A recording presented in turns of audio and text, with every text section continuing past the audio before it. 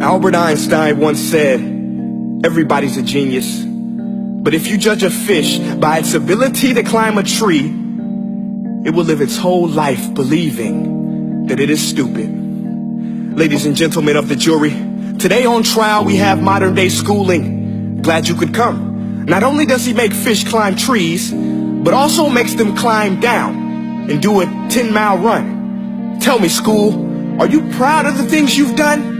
Turning millions of people into robots, do you find that fun? Do you realize how many kids relate to that fish swimming upstream in class, never finding their gifts, thinking they are stupid, believing they are useless? Well, the time has come, no more excuses. I call school to the stand and accuse him of killing creativity, individuality, and being intellectually abusive. He's an ancient institution that has outlived his usage. So, Your Honor, this concludes my opening statement, and if I may present the evidence of my case, I will prove it. Proceed. Exhibit A. Here's a modern day phone. Recognize it? Here's a phone from 150 years ago. Big difference, right? Stay with me. Here's a car from today, and here's a car from 150 years ago. Big difference, right? Well, get this. Here's a classroom of today, and here's a class we used 150 years ago. Now ain't that a shame? In literally more than a century, nothing has changed. Yet you claim to prepare students for the future? But with evidence like that, I must ask, do you prepare students for the future or the past? I did a background check on you and let the record show that you were made to train people to work in factories, which explains why you put students in straight rows, nice and neat, tell them sit still, raise your hand if you want to speak, give them a short break to eat, and for 8 hours a day, tell them what to think. Oh, and make them compete to get an A letter which determines product quality, hence grade A of meat. I get it. Back then, times were different. We all have a past. I myself am no Gandhi. But today, we don't need to make robot zombies. The world has progressed. And now we need people who think creatively, innovatively, critically, independently, with the ability to connect. See, every scientist will tell you that no two brains are the same. And every parent with 2 or more children will confirm that claim.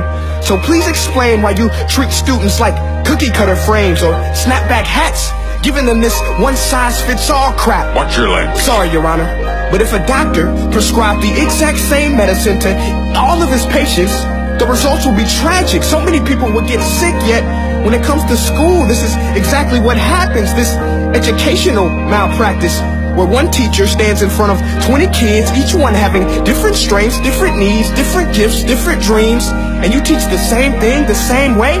That's horrific. Ladies and gentlemen, the defendant should not be acquitted. This may be one of the worst criminal offenses ever to be committed. And let's mention the way you treat your employees. Objection. Overruled. I want to hear this. It's a shame. I mean, teachers have the most important job on the planet, yet they're underpaid? No wonder so many students are short-changed. Let's be honest. Teachers should earn just as much as doctors, because a doctor can do heart surgery and save the life of a kid. But a great teacher can reach the heart of that kid and allow him to truly live. See, teachers are heroes that often get blamed, but they're not the problem. They work in a system without many options or rights. Curriculums are created by policymakers, most of which have never taught a day in their life. Just obsessed with standardized tests. They think bubbling in a multiple choice question will determine success. That's outlandish. In fact, these tests are too cruel to be used and should be abandoned, but don't take my word for it.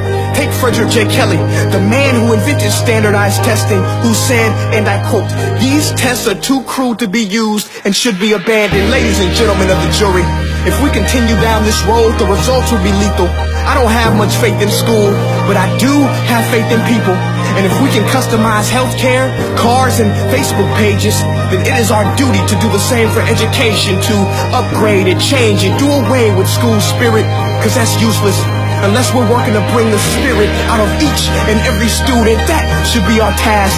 No more Common Core. Instead, let's reach the core of every heart in every class. Sure, math is important, but no more than art or dance. Let's give every gift an equal chance. I know this sounds like a dream, but countries like Finland are doing impressive things. They have shorter school days. Teachers make a decent wage. Homework is non-existent, and they focus on collaboration instead of competition. But here's the kicker, boys and girls. Their educational system outperforms every other country in the world. Other places like Singapore are succeeding rapidly. Schools like Montessori, programs like Khan Academy. There is no single solution, but let's get moving. Because while students may be 20% of our population, they are 100% of our future. So let's attend to their dreams, and there's no telling what we can achieve. This is a world in which I believe, a world where fish are no longer forced to climb trees. I'll rest my case.